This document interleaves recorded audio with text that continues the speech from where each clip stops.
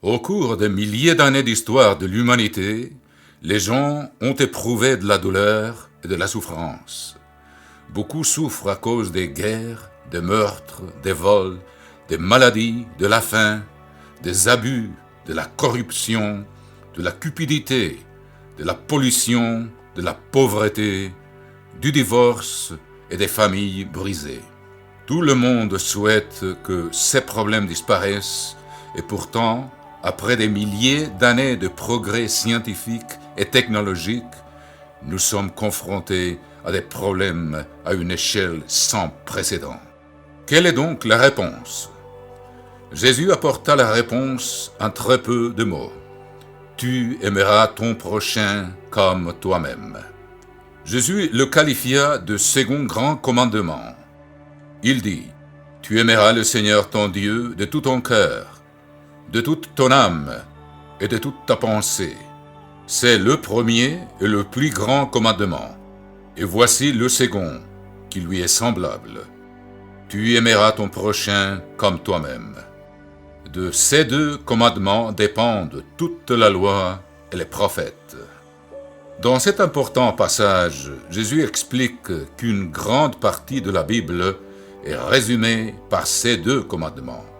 Les deux sont extrêmement importants, mais dans cette vidéo, nous allons nous focaliser sur le second. La Bible dit que Dieu est amour. L'amour est au cœur du caractère de Dieu et de ce qu'il est. La Bible explique également que si nous suivons ses instructions et si nous nous efforçons de développer son caractère, il en résultera la prospérité, la bonne santé et la paix. Cependant, si c'est aussi simple et que tant de gens connaissent ce principe, pourquoi l'humanité n'a-t-elle pas été capable de le mettre en œuvre? Parce que l'humanité a largement rejeté les enseignements de la Bible qui nous expliquent ce qu'est l'amour et comment aimer notre prochain. Dans cette vidéo, nous allons explorer 4 principes pour mieux comprendre comment aimer son prochain comme soi-même. Le premier est, les commandements divins nous enseignent comment aimer notre prochain. En fait, la Bible définit directement l'amour comme le fait de garder les commandements de Dieu. Dans 1 Jean 5, 3, il est écrit « Car l'amour de Dieu consiste à garder ses commandements. » Jean répète ce principe ailleurs en disant « Et l'amour consiste à marcher selon ses commandements. » Les 10 commandements nous disent comment aimer Dieu, mais aussi comment aimer notre prochain. Les 4 premiers nous montrent comment aimer Dieu, tandis que les 6 derniers nous enseignent la bonne façon, celle de Dieu, d'aimer notre prochain. Ces 6 commandements peuvent être résumés comme suit. Honorer son père et sa mère. Ne pas commettre de meurtre. Ne pas commettre d'adultère. Ne pas voler. Ne pas mentir et ne pas convoiter. Si l'humanité observait ces 6 commandements simples, nous pourrions résoudre la plupart des problèmes de ce monde. Avec ces commandements comme fondement, voici le deuxième principe à retenir pour aimer son prochain comme soi-même. Nous devons donner de nous-mêmes pour servir les autres. Jésus illustre cela à l'aide de la célèbre parabole du bon Samaritain. Dans cette parabole, un Samaritain éprouva de la compassion pour un homme qui avait été détroussé, violemment battu et laissé pour mort sur les bords du chemin. Le Samaritain s'occupa de cet homme et mit tout en œuvre pour le loger, le nourrir, subvenir à ses besoins financiers et soigner ses blessures.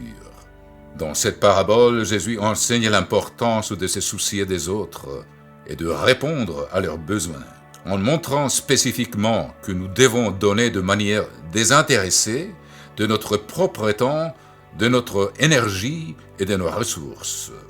Accomplir ces actes d'amour est un choix délibéré.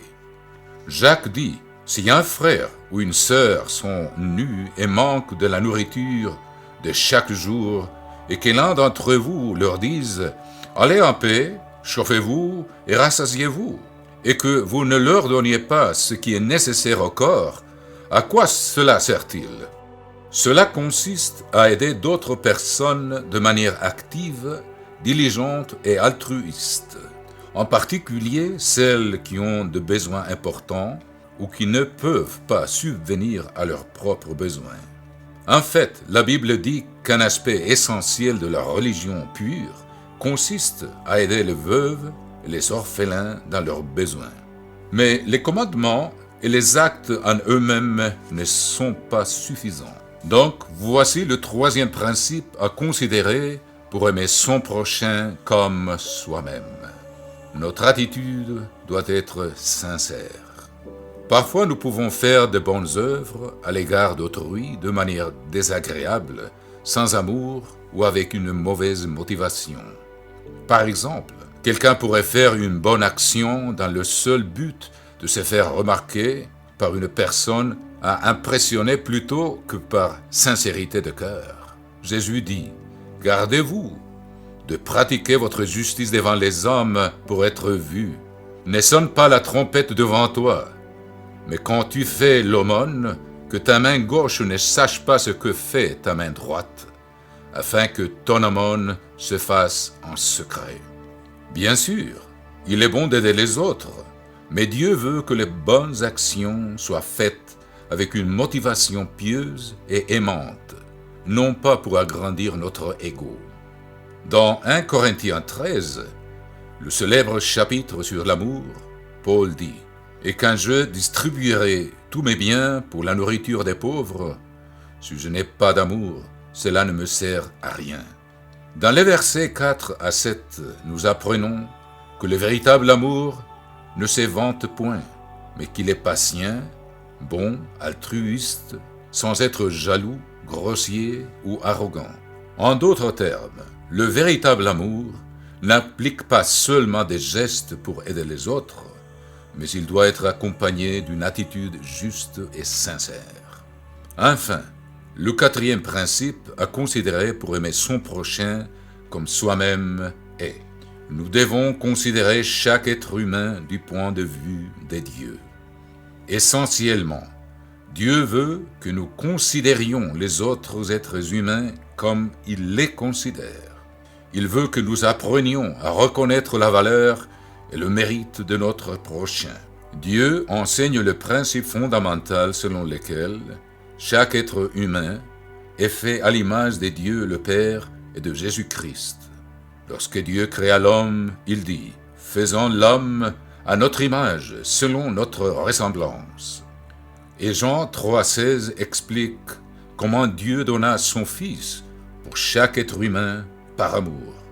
Car Dieu a tant aimé le monde qu'il a donné son Fils unique, afin que quiconque croit en lui ne périsse point, mais qu'il ait la vie éternelle.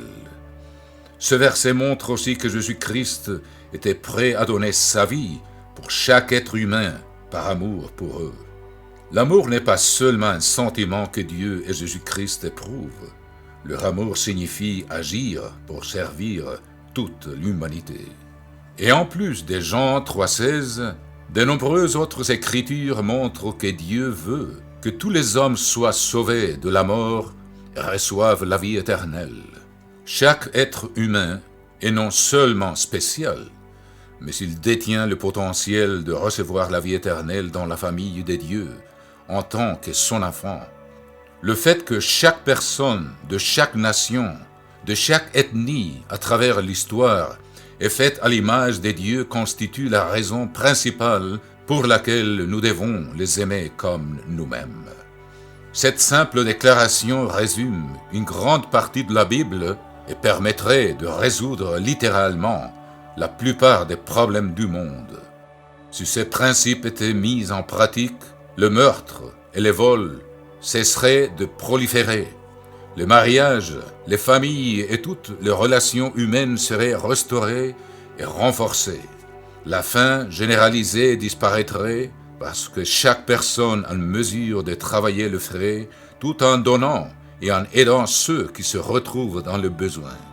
La corruption dans les gouvernements cesserait, car les gens diraient la vérité et veilleraient sincèrement aux intérêts des autres.